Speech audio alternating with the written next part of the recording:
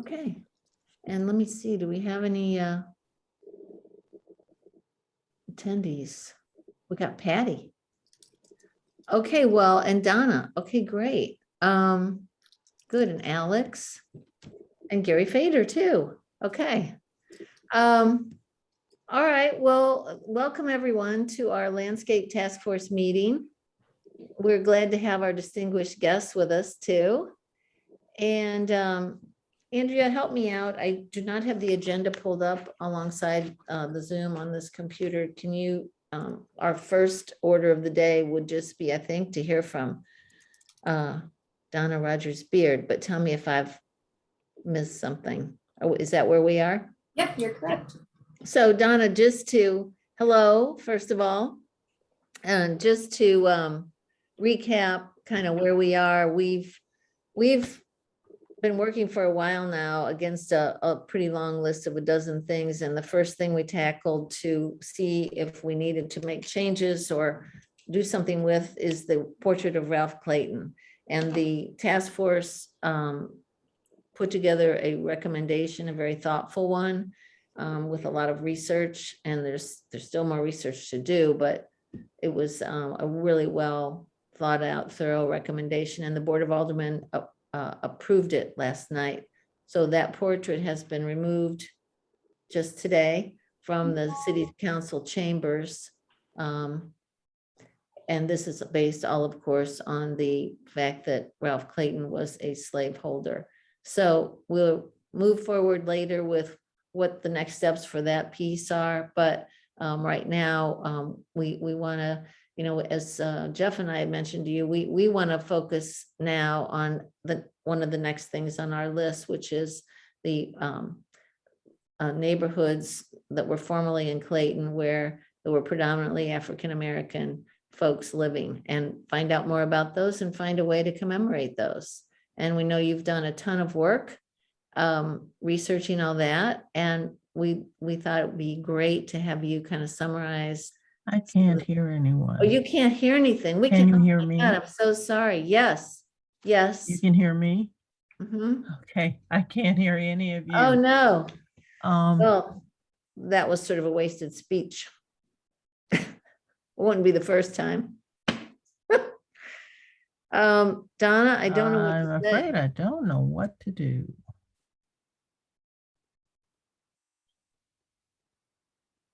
Would you like for me to start? Do we, Andrea, do you have Donna's cell number? Here, maybe I can do a chat. I can't do a chat. I am emailing her right now. Okay. But I don't know that that will fix everything. Maybe she can call in. I can hear you now. Oh, good. Okay. Okay, Donna, great. So I will go very briefly over what I just said, which is that we've finished the first project on our list as a task force, which was Ralph Clayton's portrait. The board accepted the recommendation from this group last night, and the portrait is being, or has been removed from the chambers, and will be, you know, we'll deal with that going forward in other ways. We are anxious to get to work on one of the next things on our list, which is neighborhoods in Clayton that were formerly primarily African-American neighborhoods, and what happened to them, and all about them. And we know that you've done so much research in that vein and have been working on that for years. And we, as Jeff and I mentioned to you when we had coffee, we thought the good starting point here on this would be to ask you to give us sort of a summary of those neighborhoods and what was going on there. And, you know, and that's where we are. So yes, you have the floor. Okay, well, I'll have a PowerPoint. And first of all, just looking at these communities, I looked at, first of all, the 1940 census, which is the last one available to us for a couple of years. And I wanted to see who was there at that time that in 1950, most of them would not be there. By 1960, definitely that community will be decimated. So I'll go right ahead and hopefully be able to share my video, which is always scary to me. Okay.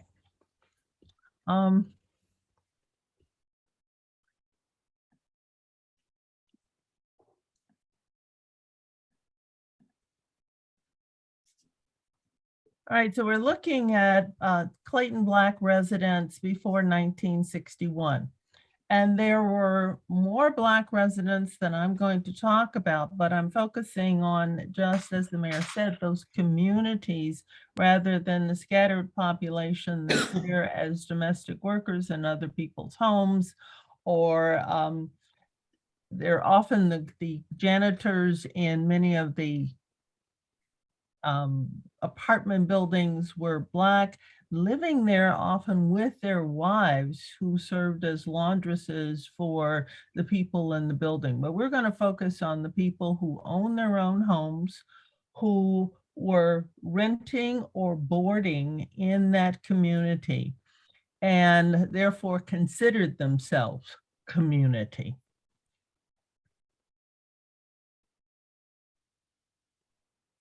So this is pretty much, we've got the map of Clayton, 1913, and looking at this community from here to here, we're going to find a Black community already beginning to be established in 1913.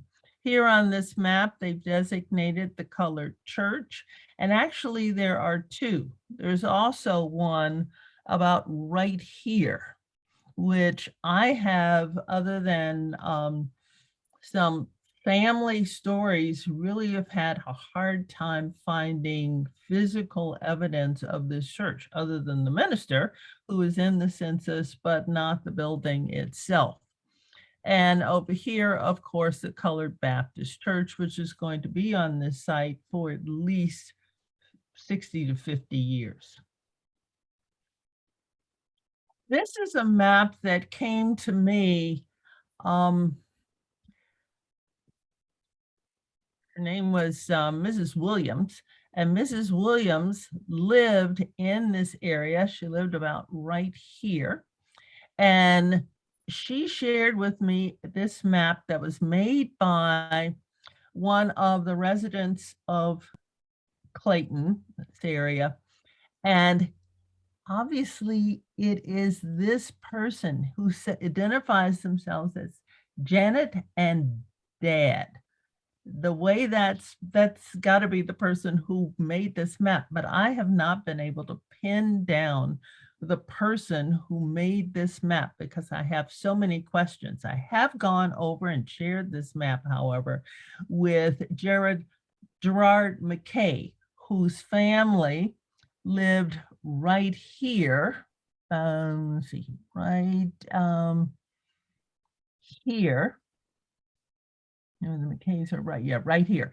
The McKays are right here, and I've shared this map with him, and he's helped me kind of clean it up a little bit, add some names. And what I did was I went through the census of 1940, then went back as far as 1900 to find out how long these families had been in Clayton, and also the value of the homes that they lived in, and whether they were renters or if they were owners, and the value of the home if they were owners. So I'm trying to figure out how to, wait just a minute, because I want to get rid of, okay. So the way the map is drawn, you can figure this, we've got Hanley Road, and then Forsyth, Jackson, and then over here Beamiston, and then over here Brentwood. The railroad tracks here, which were abandoned, I do believe about 1940 or so. So I want to go through and sort of tell you about each and several of the houses and the people who lived in them. Aline Williams is someone that I actually found who was not on this map. There's not a lot of information on her other than the census, but she owns her own home at 7733 and 7733 Carondelet, and it's valued at $1,000. She is a recent resident to the community. She is not there in the 1930 census. However, the 1940 census does ask, were you there at this address in 1935? She was. The next person that I would like to talk about is Mrs. Williams.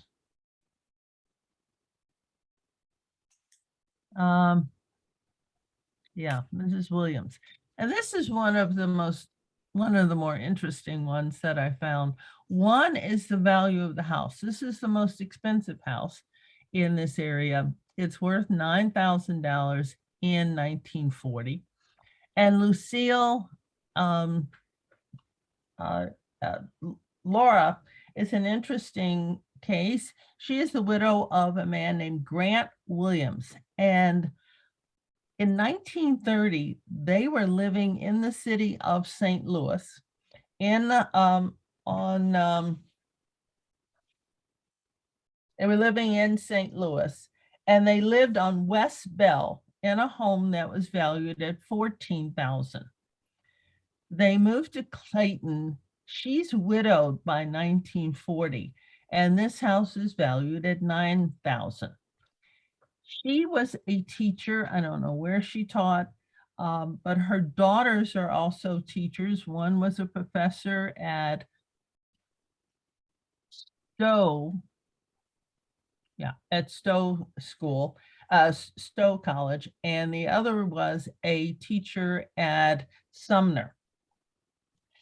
I think, especially if you're looking at maybe a walking tour or some commemoration, the fascinating story about this home is that Marian Anderson, and I assume everyone is familiar with Marian Anderson. Marian Anderson was the famous contralto of the 20th century who was barred from singing. The Daughters of the American Revolution did not want her singing there in Washington, D.C. at their venue. And she then was befriended by Eleanor Roosevelt, who had her sing at the Lincoln Memorial. And of course, there are all sorts of pictures of that famous picture of her singing there.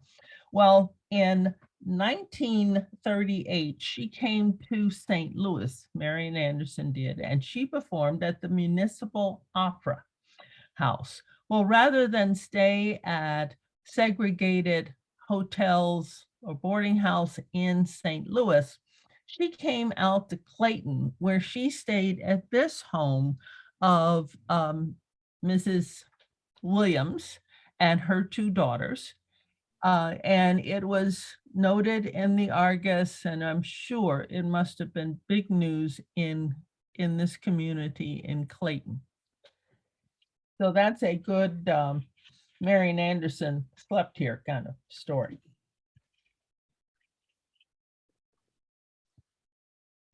Next door is an interesting guy. The only way, I can't figure out which way this one is going, but I think there's this Ulysses Bolin who lived at 7719. He is listed as the owner of this house. It's worth $4,000. And he is called an emergency butler. His occupation is emergency butler for a private family. Who knows, between the census taker and the person who's giving the information, what that means, or maybe he was actually an emergency Butler. He states that he finished his 5th year of college. Educated man, but I can't find anything else about him. He is not in the census in 1930. He was not there in 1935. And so until the 1950 census comes out, or I find more information about this guy, he's sort of a mystery. The next one going over this way is America Tyler. Living with her, she's a widow, and living with her is a Miss Ruff. And her home is valued at $1,200.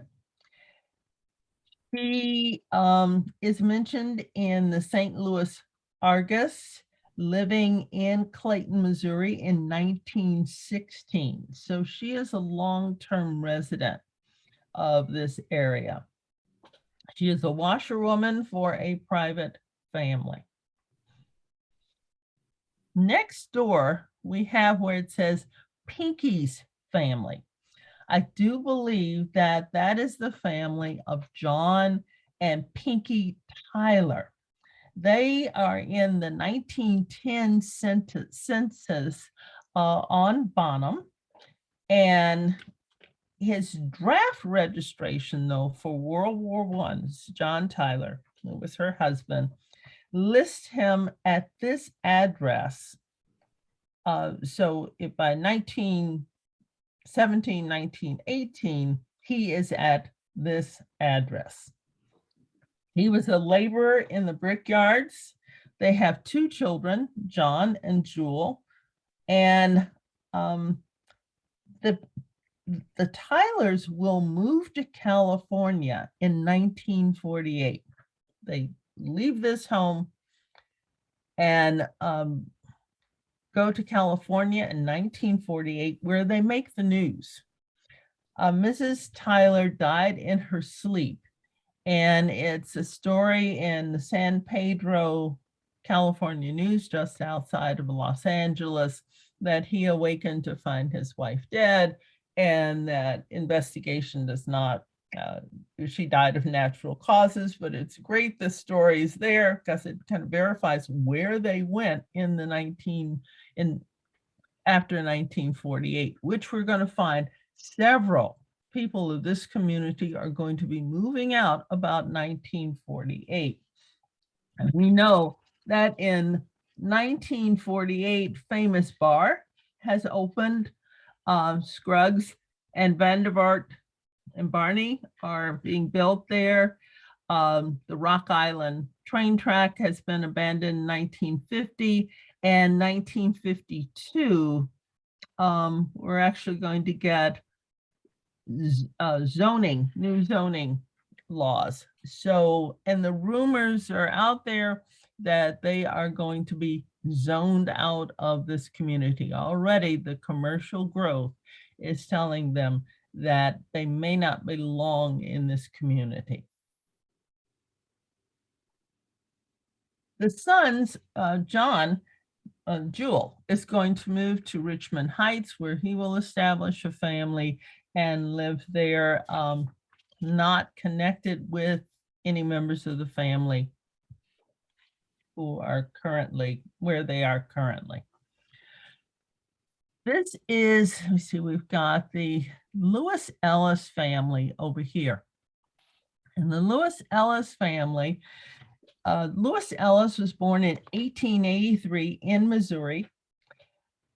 And he lives in, he's lived in this area so long that he's there in 1910, right at this address, where when Hanley was spelled Hadley rather than Hanley, Handley, that's the way it was spelled. So he lived in Central in 1900, lived in this area for a long time, but we definitely know we can trace him back to Clayton since 1910. Kay Dry, some of you may be familiar with her. She's been interested in this community for some time. She is a resident of University City. And she was told by Annie Williams, who was also an informant for me, that this home was on a big, beautiful lot and always had a great garden. He was self-employed as a hauler and a truck driver. A little bit, the next house is also owned. This house is owned. And then next we have the Joseph France family, which is a little confusing about where they are in terms of Chesterfield or Clayton. It seems like they lived both places from 1900 to 1940. Oh, okay. I want to go back to the Lewis family because they are also several people in this block, the Hanley block, are related to each other and trace their ancestry back to one ancestor who comes from Saint Ferdinand. And Saint Ferdinand, which is now Florissant, seems to be where many people who live on this block of Hanley live, and they're related to each other. So then we have the Joseph France family. That family's home is worth $3,500. He is a custodian, and his son will be the first Black graduate of the newly integrated Clayton High School. These are the McKays, and the McKays, the family I've had most contact with, their home is worth $2,000. And on that map from 1918, this is where the Black Baptist Church was that I can find I can't find a lot of information on, but it had to be a building because Gerard McKay said that his mother talked about playing the organ at the church when she was a little girl. So trying to find information about this church, I'm still working on that one. I'm going to show you a couple of pictures about, okay, this is when Miss Grant Williams died. The France family will go back to this one, but this is the Joshua family. This is Fannie Ellis Joshua, and she and her husband are the ones who bought or who built the house at on Hanley, and they are the ones who will have many relatives who live right there in that area. So this is a picture of her. She and her family are living at this house in 1900. Here we have them in 1910 census. 1910 census. And here we have them on Hanley Road, 212. And the address, the way they numbered the addresses will change during, I think, I'm not sure exactly. I think it's 1920s that they changed the way they address, the way they number the houses. He worked at the Commission House, and I think it was as a porter, but the census taker I found pretty much wrote down how people said it rather than thinking at the time that he was writing it down. Their children who were born in this house. This is Ida Joshua. She was born in this house. She attended Clayton School number 2. The attic school was not built until 1923. In 1910, she would have been one of the 40 children at that school. Her children attended attics, and her nephews were part of the first Blacks in the community to attend the integrated Clayton schools. This is what the home looked like. It is where the car wash is today, but behind the car wash. In fact, they sold that property to the car wash. And behind them, their backyard was where the Ritz-Carlton is today. Gerard McKay talks about it being lush woods and area where he and his friends could play and just have free reign of quite a bit of area to play out the boyhood cowboys and just running and having a good time. This, here they are just before they left Clayton, and this is the outside of their home.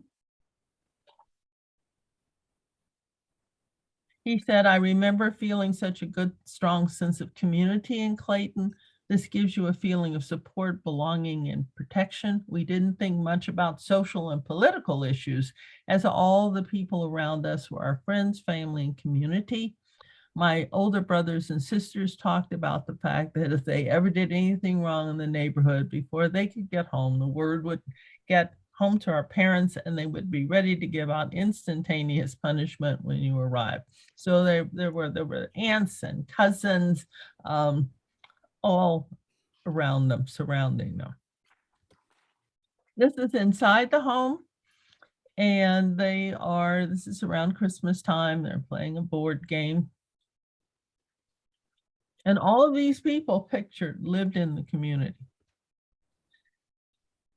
The sister, his sister, married at the Clayton Baptist Church.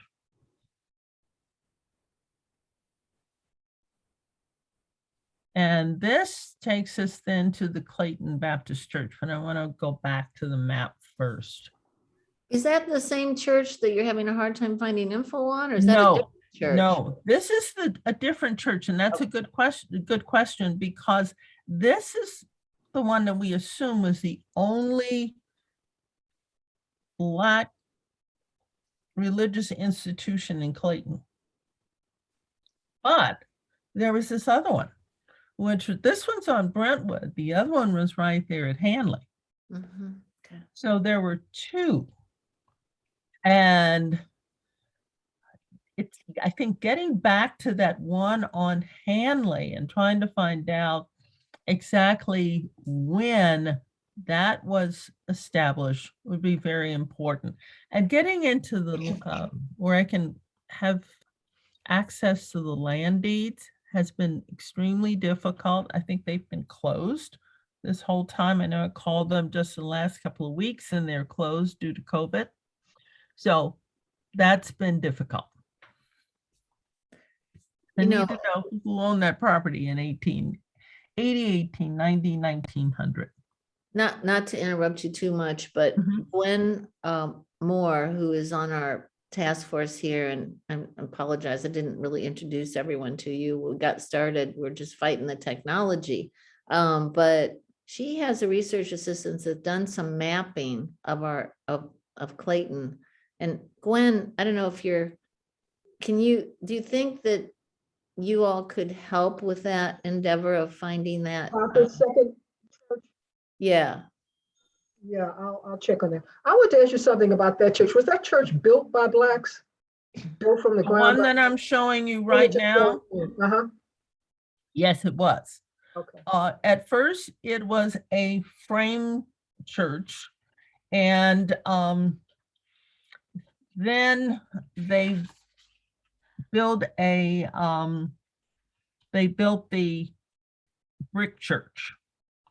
So the church was first, the property was first bought from the Davis estate back in 1881 or so.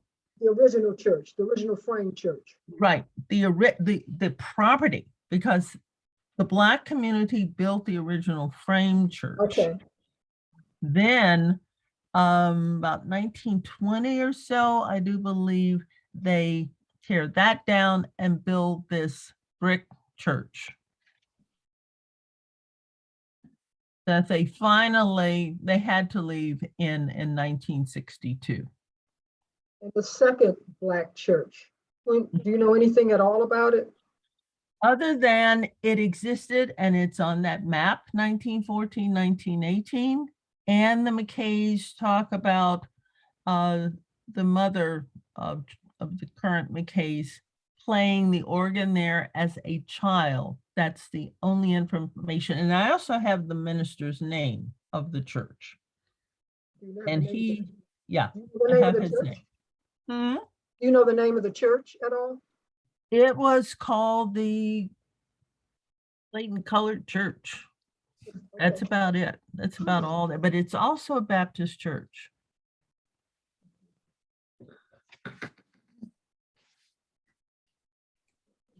But it disappears after 1910.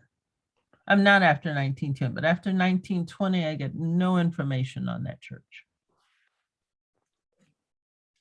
And Gerard, who tells me about the community up and down Hanley, said it was not there when he was a child. He was a child in the, So he was born about 1943, 1944. he was a child in the 50s, the 40s and 50s. Right. Mhm. And this is the inside of the church. And this is the one that's on Brentwood. Okay, I'm going to go back now to, I'm going to go back to the map. Okay, so if we go back to the first map, this is where it just says Colored Baptist. I do believe that's what it says. That's it. And this church, the First Baptist, is already identified as being here on Holman, which will become Brentwood, part of Brentwood. And so you can see, let me see the empty space. There's empty space actually. You see right there in front of the McKay's house at 122, the 1940 census. That's where that church would have been. Where's that again? Right here. There's the McKay's house. Can you see my pointer there? Yeah. Mhm. Okay, so it would have been right there. Like McKay's lived at 122, and the front of 122 would have been where the church was. And Gerard says when he was a little kid, he does not remember anything in front of them. And Donna, we can get this map to Gwen. Correct? She can Yes, get a copy. absolutely, absolutely. So this is the rest of the community. My computer's so sensitive. Rest of the community. We tried to figure out when this map was made. And so Gerard kind of told me that in the 1950s, early 1950s, this vacant lot here becomes, you see across from right there on Hanley Road, 1950s becomes the Olds dealership. That had been a place where Mr. McKay raised poultry and a goat. And it seems like the white and the black families used this lot as a place to farm. And we go over to, and there's another, of course, another field here, a gully and a field. So this is pretty much empty area in here, where you see Etta and Bose. 1195. Right behind them would have been all field. Then we have Kermit Sutfeld. Now we're on Bonham, and they own their own home. It is 3,500. He is a school principal. Right behind them is another home owned, and it's worth $3,000. Next to them, the Odell family, their home is worth $4,000. And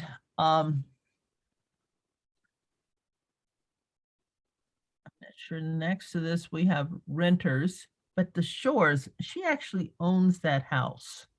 And this is a little confusing. I'm from what Gerard tells me versus what the census says about who owns that property. Then we have the Giants, actually the name was Giant. And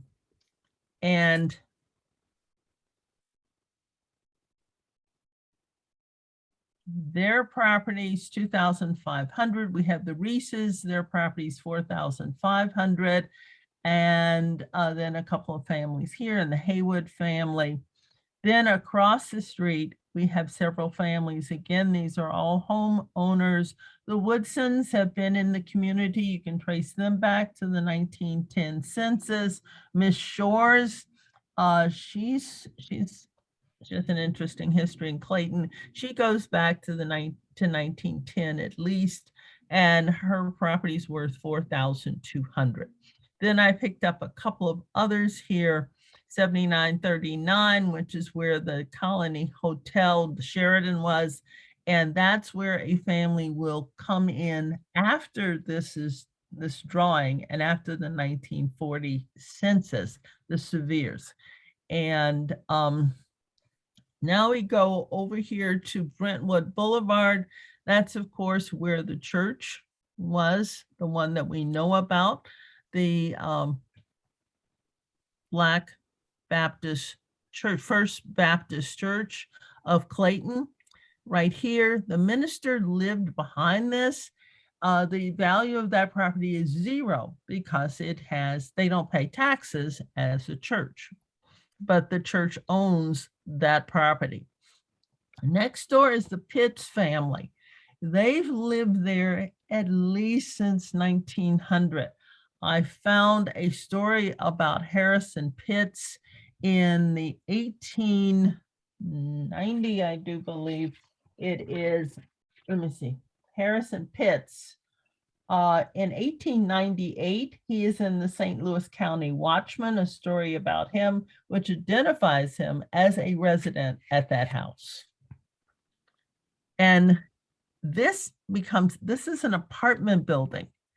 And he rents to several people who are there, some of them since 1930 census, and some of them whom I cannot find because they were not there 1930, and it doesn't say that they were there before they were there in 1935. So this is pretty much the community, these two areas.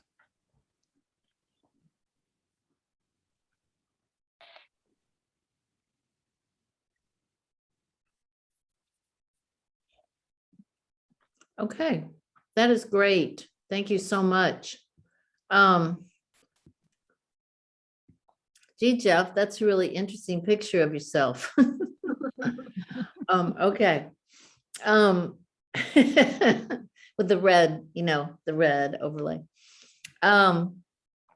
So I guess just a couple of questions. So you've kind of shown us on the map the area that we're talking about primarily, and then there's a little bit of an area along Brentwood, right? And do you have, just in general terms, when did that Black settlement start? Like when did the first individuals move, settle there? And that's difficult. and because, and I'm gonna need Gwen's help on this one. That's called Central Township. And you really have to know when it says the number of when that house was visited on the censuses, the censor's list of when he visited that house. It goes 1, 2, 3, 4. Okay, so what was the approximate area of that house? It was just generally Central Township. Mhm. So what I did do was identify, for example, the Claytons and the Hanleys, and a couple of other people that I knew were prominent in that area that I knew, okay, definitely, we know they live there. And I have found Black families close in the census to those people. But the question then becomes, how widely spaced are these areas? So if you've got a town that's just beginning, as Broadhead is the first person to build a house there. Other than that, you've got pretty much farm, farm, farm, farm, farm. So where are these people in proximity to each other? Was that considered Clayton? And then I've got another guy who goes back in the census to 1880, Emmanuel Belger. Emmanuel Belger is the clerk that I was telling you about. He is listed in the book, I'm using it as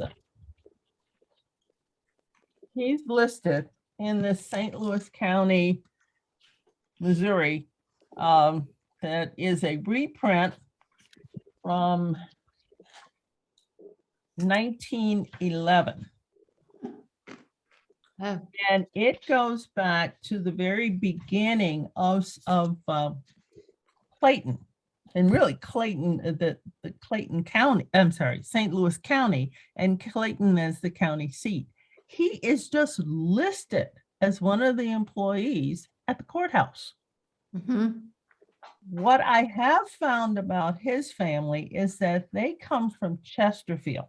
So I've identified that many of the Blacks who live in this area from very early time either come from St. Ferdinand, which is today Ferguson, or Florissant. They come from Chesterfield and Creve Coeur. And I even have on one map this Belger's wife. There's a plot of land identified with her name on it in a county map out in Chesterfield. But then he is here as a list of employees at the county courthouse. And I get an address for them in Clayton back there, because we don't have the 1890 census. I think that's the one that's missing. But 1880, 1900, he seems to be here in Clayton. But then they moved to Ladue, purchase a house. That was called Upper Clayton at that time. So it was considered part of Clayton. And this is a remarkable story in that he seems to be the only Black person other than Hudlin, who was the postmaster, who has a white collar job, is not identified as Black in quotes in the newspaper, anything. It's if I did not know that he was Black, it would be very hard to tell from information about him that he was Black. Well, so I'm just trying to kind of paint a broad stroke picture here of the neighborhood for us. So we don't know exactly when it began, but sometime around the late 1800s, it seems like. Right. But we can try to pin that down more. Right. And when did it end? When did the last family sell out? Do you know? roughly? I'm just trying to, Can I Yeah. tell you that the McKay family left, McKay family left by 1958. I do believe that's the time they leave. okay, Yeah, the McKays got an offer to buy their home in 1956, October of 1956. They sold because they happened to be out in California visiting the older brother and had been talking about, oh, it'd be great to live in California. This offer comes through and the father says, we're moving to California. By And with that time, Gerard McKay says most of their neighbors are gone. okay. So it's around then, 58, 60? And then to 1960, 1961, the Clayton Missionary Baptist Church is sold. And that's it. That's pretty much it. Now, what I Okay. am trying to track down, and there were, when I moved to St. Louis in 1969, I remember reading in the Post-Dispatch about a family. There were two sisters, they were Black, and they were fighting eminent domain. And they were there on Hanley. I Oh, think I've scoured the Post-Dispatch and I can't find Oh. that story. okay. Maybe we can help with that. So then another question is, if you wanted to think about the neighborhood at its peak, what would be the population roughly? I would say about 1940. And I've tried counting them up.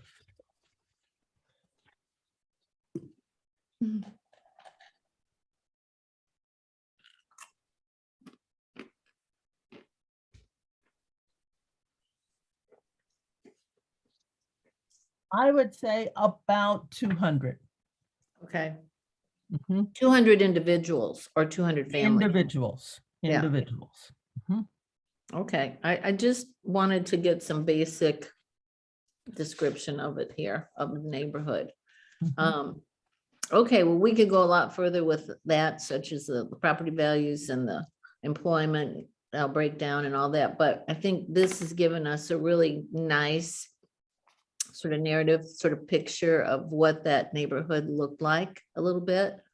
There's so much more to understand, but this is a good sort of start for this task force, I think. So I thank you so much for your time in sharing all this with us. I'd like to just invite any comments or questions from the rest of the task force right now on this topic. I do have a question. Mhm. You mentioned, Donna, that in 1952, that's when they started to rewrite the zoning laws. Is that it? And there were rumors that, There are several times, 3 times I find that there is a zoning law that are written. The first one was when they established the 3-story rule, and then it goes to the 5-story rule, second zoning ordinance, and then the next one, which comes with that civic progress and the master plan just before 1959.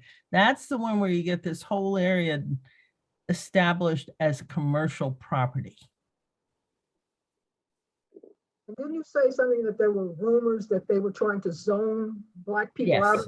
out of the community? Yes. Gerard said that before they left, so that would have been 1956. Before they left, he was actually told by a woman who worked for one of the part owners at the Peevely Dairy. She was connected to the Peevely Dairy. And he said that he was out playing and she said to him, Gerard, do you know that your family won't be here very long? And he thought, that's weird.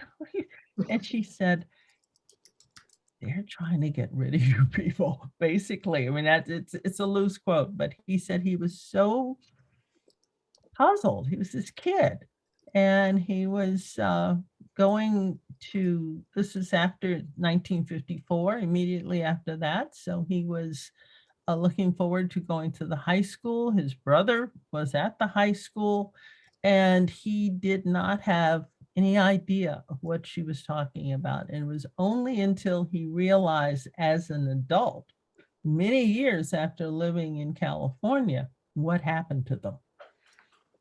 And it took him a couple of years, even as an adult, to realize what happened. Were most of those houses, were they taken by eminent domain? Do you know? Yeah, what he said was that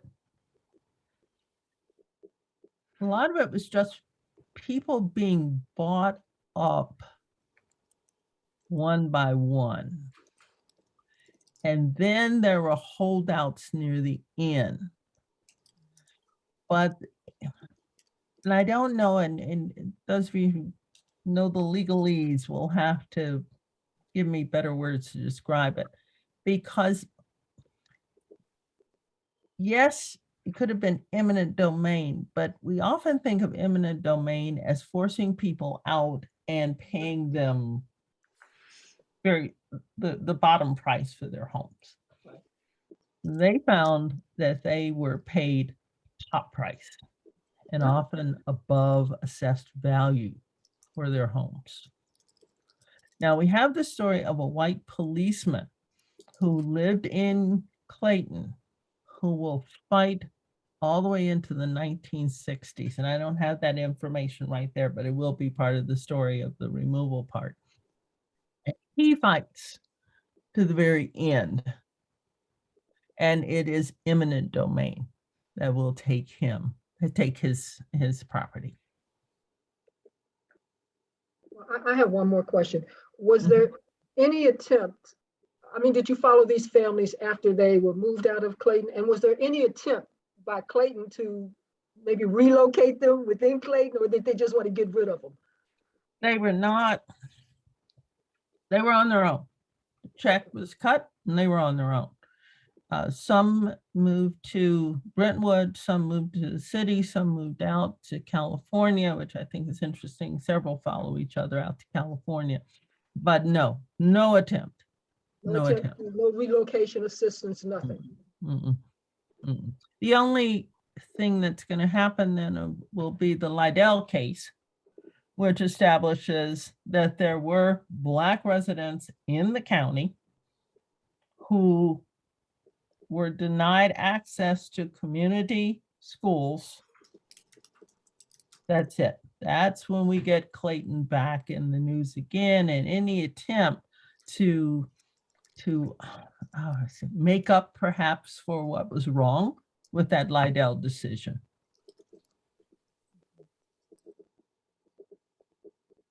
Does that answer? I want to say this is fascinating. This would make a great exhibit, by the way. Yes, Okay, Gwen. and a great book, right, Donna? Yes. Jeff has had his hand up for quite some time, so let's let him ask a couple questions. Thank you so much, Donna. This is really fascinating. Thank you. One of my questions Gwen asked, and I think you clarified it, but I want to just make sure. I thought you had mentioned that there were newspaper accounts warning of the zoning and displacement to come, but it was rumor about Right. this. So not this, you didn't find Yeah. any newspaper accounts of that. Mm-mm. I learned recently about the case of Harrison Duncan, who was Yeah. Hanged. hanged in Clayton in 1890, I believe, Mm-hmm. Wow. accused of killing an Irish police officer. Mm-hmm. Apparently, the case went all the way to the U.S. Supreme Court, or maybe the state Supreme Court. Mm-hmm. I wonder if the Harrison Duncan story factors into your Yes, it does. story at all. And the reason why is because I always think about, as I'm reading these newspapers, what impact do these stories have on the Black community in Clayton as they're reading them? Because they were trying their best. It seems like they kept a very low profile. They were extremely law-abiding, good citizens. In fact, newspaper accounts will say, good colored people. One of the good, loyal servants. These people are dying off, these good colored people. How they were impacted by the Duncan case. I was just so pleased when I read a story of how the colored Baptist church spent time praying with him. Mm. And I thought, I nearly, I got misty-eyed that because he would have been, the jail was so close to the church. And that community on Coleman was just so close to the church. And he was known, Duncan was known for singing from his jail cell. And it was just so nice to know that people who were so careful to be so law-abiding and so respectable in this community reached out to him. So yeah, that's there. And it's a couple of times that they do in which there's a high profile case, Black prisoner at the jail that they reach out.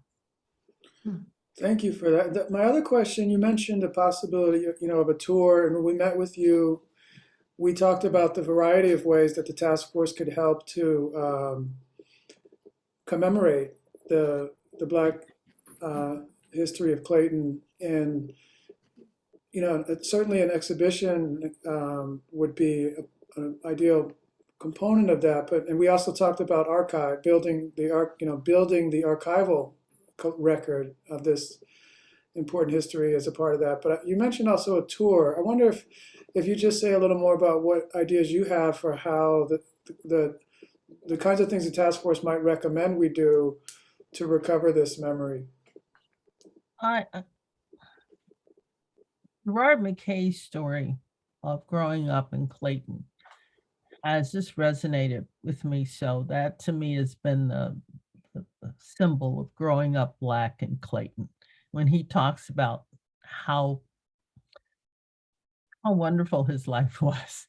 And I thought of a Black child sitting on a bench or wherever near the spot where his family lived, and just a recognition that there were Black families who lived here. And to see it as a child, I think is even more important as seeing it as an adult, because it talks about a past. In a child, you see a past, you see a future. And to understand that this child's life, how it was impacted. I think a bench, I was someplace where there was a bench with a child. You could sit down next to this child and this child was reading a book. And I thought, wow, I've never felt such an intimate relationship with a statue or any type of commemorative piece as I did with that one. So that was one thing. And then also the name Marian Anderson, I think still resonates with people. I think there are people who still know that person's name. To know that she was here in Clayton, staying with a Black family, I think that's another thing that could certainly be noted in perhaps a plaque. There, I've got another guy who was in the Civil War in the Union, a colored soldier in the Union. And he's a Clayton resident, 1890, 1900. That's something I have to go back to this and figure out who exactly it is. But knowing that,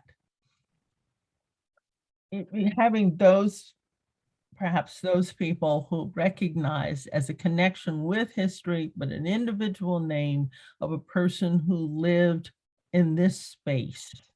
Mhm. That is really, really cool.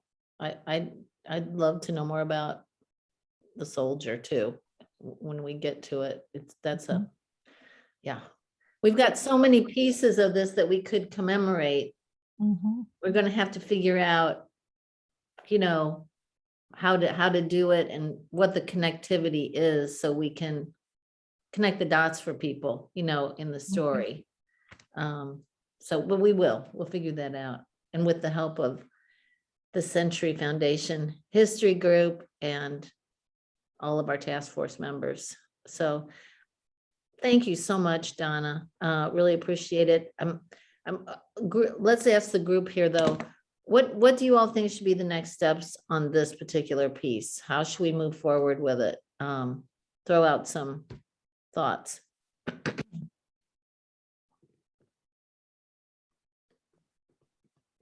Well, I was just going to say that a few years ago, Judy Goodman, who's a board member, she interviewed Gerard McKay. I don't know if you remember that, Donna, but she definitely has that transcript. So perhaps that's a good starting point, is to use that interview with him in some way. The thought. Okay. Mayor, a couple things. Chris had to jump off the call because she had another meeting. But also we still have Patty and Alex Right. as attendees, and just wanted to let you know. Thank you. No, that's right. So I'm trying to kind of wrap this up a little bit. Usually we go to 1:30, so I thought I still had 25 minutes. Okay, good. So, well, One suggestion would be to do something similar to what we did with the portrait, which is to get a couple of people from the task force to agree to kind of continue working on this, and maybe follow up with Donna and with, I think Gwen is already going to be looking into some things with her research assistant, and so we could just make sure that we continue to make some progress in developing ideas that way, perhaps. I And think let me that's just, let me great. say, I like, Donna, first of all, I like your idea about the bench. I've been working with the group in Mill Creek, where we're doing something more substantial than, just a marker, where there's actually going to be a sculpture with actually the names and addresses of people that lived on a particular Oh. street in Mill Creek. And so I like the idea of doing something a little bit more substantial than a marker. Another thing I want to ask, did this Black community have a particular name, either a formal name or an informal name, as far as you know? I do not know. Mm-mm. Okay. So I like, Jeff, I like your idea of having 2 or 3 people, and maybe that could be you and Gwen in this case. And maybe Katie, if you can just provide some connectivity to whatever resources CCF has in the can, like the interview or whatever. And I would just like to invite Donna, we definitely want to, whatever we find is yours to as well, to share, and whatever role you want to have in terms of moving forward with this project is open to you. You just tell us where you want to intersect with it. And if you want to work with Gwen and Jeff, that is great. Or if you'd rather just kind of do your thing, that you are continuing and hear then what they come up with, that's okay too. So I'm going to just leave that to you. All right. And to do it as you will. So why don't we just, I think some of the key things we wanted to put some parameters on this, like when did it start? We kind of know when it ended. We kind of know how many people lived there. Maybe we need to come up with a complete list of residents and addresses. That would be a starting point. I mean, we just need I think we need to confirm get the basics down, and then we can layer that on top of that with some of the stories, and that will get us to a point where we have something to commemorate, I think. I don't know, does that seem logical to everybody? Mhm. Yeah, okay, great. So the subgroup can kind of work towards some of those items, I think, and anything you need from me, guys, please reach out. I'm, I have time to, I can help. If you want to give me an assignment, I'll do it. And I'm gonna let you take the lead as the subgroup. I think Okay, starting to raise money for that bench would be a good thing. okay, well, I will, and I'll just throw it in with the ice rink ask. It'll just be a rounding error on that, not even, okay. So, all right, guys, Andrea's right, we need to kind of move on. We've got people waiting in the wings to talk to us about the thing we just decided about, Ralph Clayton. Donna, you are more than welcome to stay and listen to all this, or you may consider it your chance to escape. Either way. So I guess we can bring Alex and Patty. They're already panelists, right? Or are they? They are not, and it is, okay, it's just a little bit slow, Okay. a little lagged. All right, there they are. All right. So guys, thanks for your patience.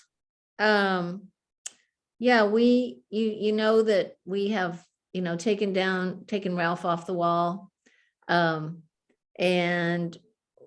I guess we want to understand kind of what you guys would recommend in terms of a temporary display at the center. How we can move forward with that in conjunction with CCF and all that good stuff. So if you want to just give us your thoughts.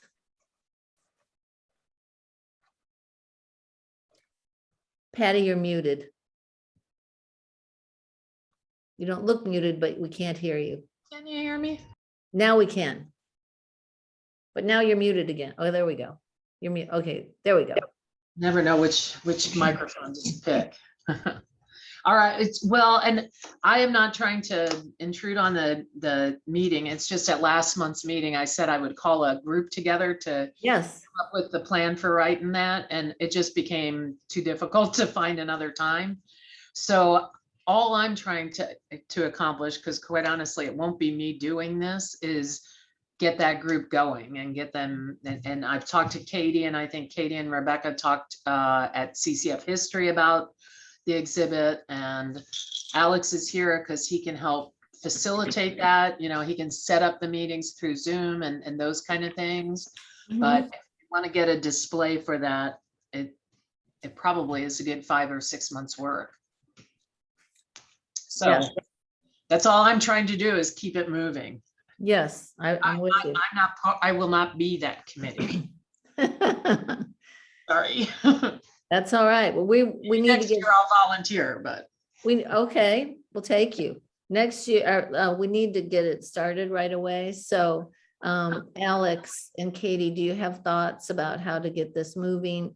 And task force too, well, what are our jobs? We've got to write a narrative. We've got to go to the space and decide what can fit in there and what we want to put in there with a portrait. So it's kind of like deciding the scope of this display. and the story that you want, like what period of history is it simply about Ralph Clayton? Is it about how Clayton began? I think it's a lot. It's deciding what story is going to be, right, Katie? Yeah, I was going to suggest, because when we had our history meeting, our last meeting, everybody in the group is excited and wants to help out with this. So I want to make sure that everyone in our group feels like they are included in the process.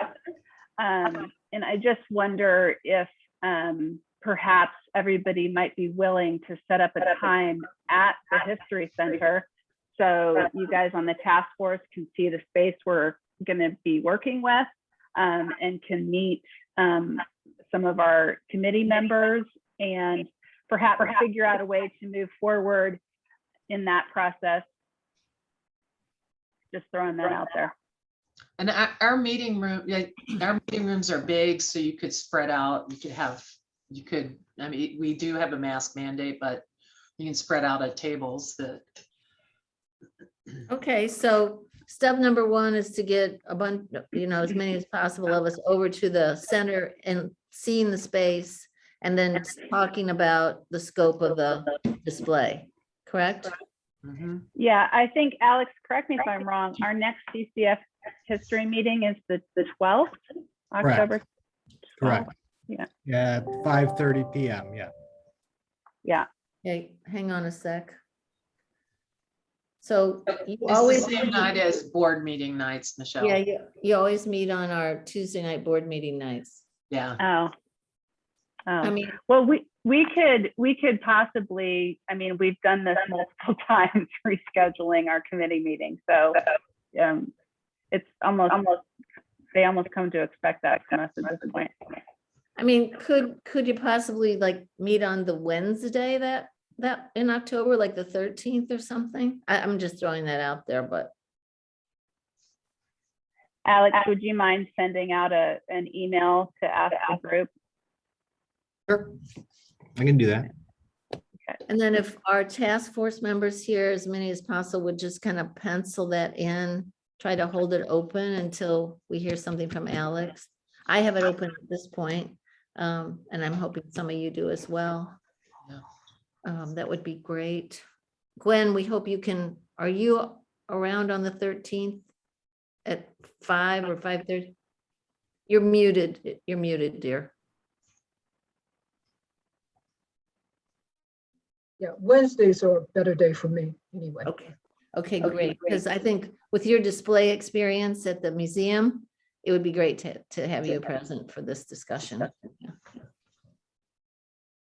Okay. I think that's a start. What do you guys think?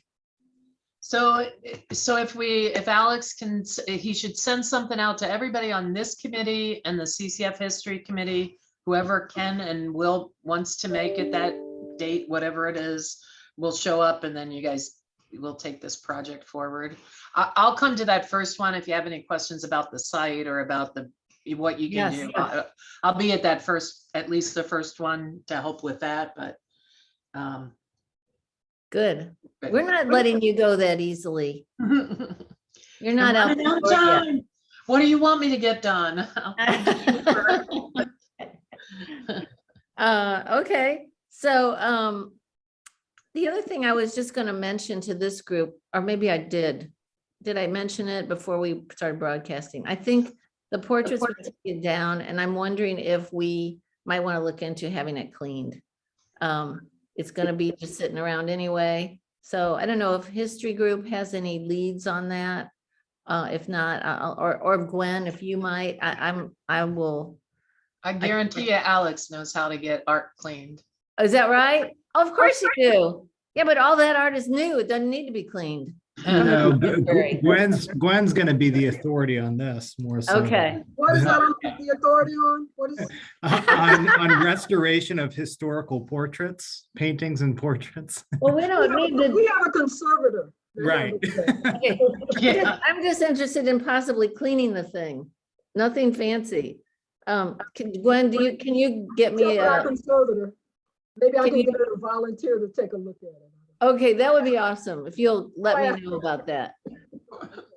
Okay, will you please get back to me on that one? Sure. That would be great. Okay, so do we need to do anything else about the Ralph Clayton portrait at this moment? Okay, good.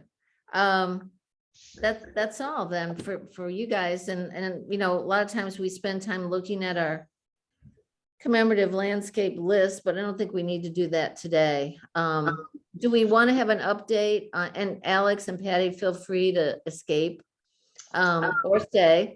Well, I just realized one thing that I probably would want to have some discussion with this group about Okay, before I exit, and so not today necessarily, but I know I've heard a couple of other topics bandied around, maybe changing Henry Wright Park's name, Hanley Park, those kind of things. So maybe we can talk about in November, October, November, December, one of those meetings about anything that's going to impact parks that maybe my background would be helpful to talk about.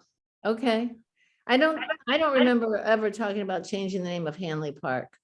But we Yeah. talked about Henry Wright Park in terms of adding context. So, Okay, and there is a plaque at Henry Wright Park that explains about him, so I can take a picture and send that to you if you haven't seen the story that we tell there okay. about him.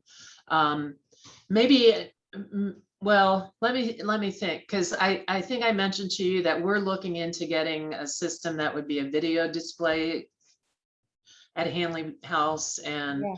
probably mostly it's more of, is the intent. I've heard it said that, Hanley Park, Hanley House would be a great place to tell the story. So I guess I would like to have some understanding of what that might be. What The you story anticipate. of Ralph Clayton, the story of, Anything, that's the place where history should be oh, documented, and and what story do we tell about Hanley House and about Mr. Hanley, and mhm, so. okay. If you don't think any, it's okay. If nothing's going to happen with any of those, I'm fine. I will say, to my recollection, Hanley House is not on our list for this task force. I think by and large, what we've said is that that's something that's been done really well. So I Okay. think it's a long way before we want to go and mess with that, in my opinion. Jeff has his hand up.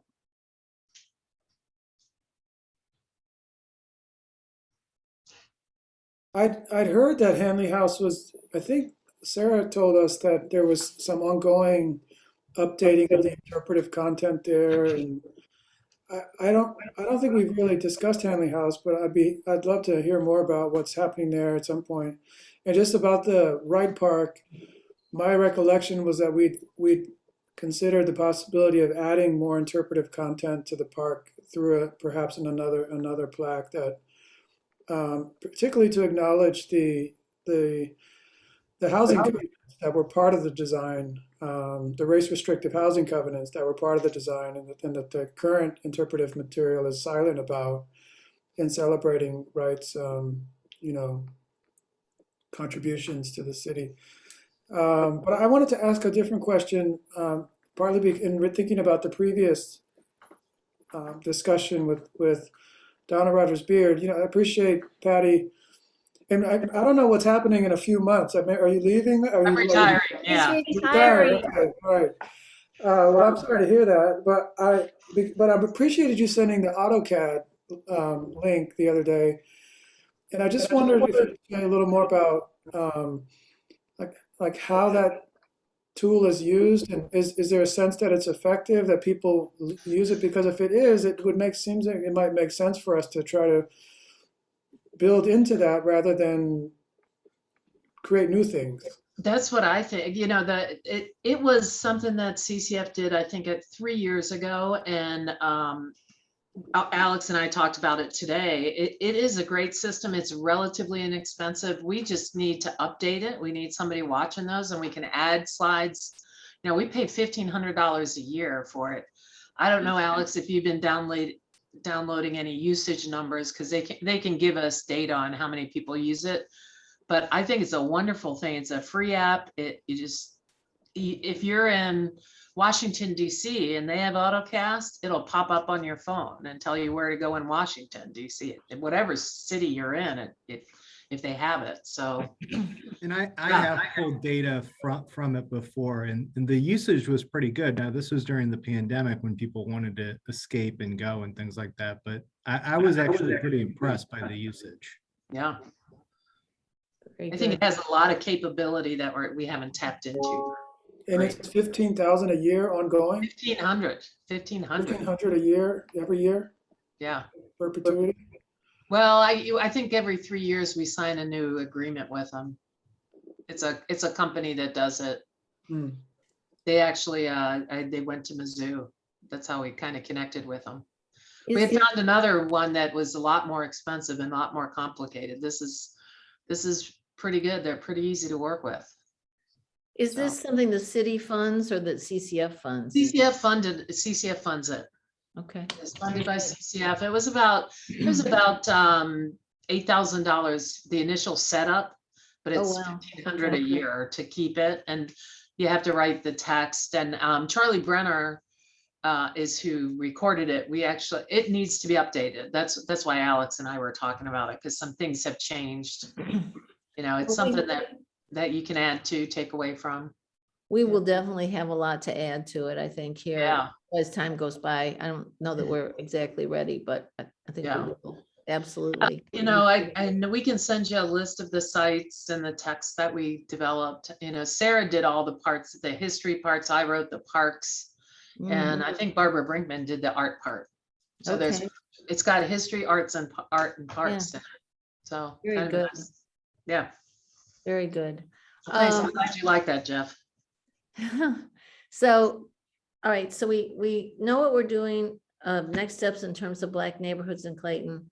We know what we're doing in terms of the Ralph Clayton portrait, next steps. I was just gonna ask really quick if there's any update on the Philippine community topic from anybody, Andrea or Jeff. I'm still waiting for a few responses to the doodle poll that I sent out about availability. But once I have all of those responses, I can try to schedule something with Jana. And then, you know, the mayor and I spoke yesterday. She had informed me that in the diversity calendars that the city puts out, Filipino Heritage Month, Filipino American Heritage Month is actually the month of October.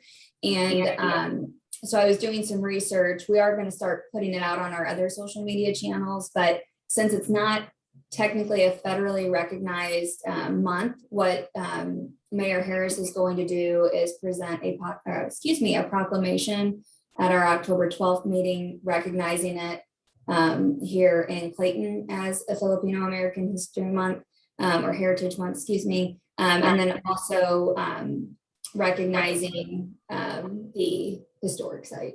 So whenever we have that meeting link, I will send it to everybody. If anybody would like to help write the proclamation for the research and that type of thing, just let me know. But that's really the only update that I have, aside from please complete your availability for the doodle poll. Very good. Okay, I think that's pretty much it for what we need to accomplish today. Does anybody else have anything to add or ask about or whatever? No. Okay, very good. All right, so our next meeting is October 27th for this group, and I know we'll be making some progress on various fronts in between. And I look forward to seeing you guys, hopefully on the 13th, some of you, to talk about the display, et cetera, at the center. Thanks for having me. Oh, you are welcome. Thank you. Thanks for being here. Bye. Okay, everybody, thank you so much once again. What a great group. Bye. Bye.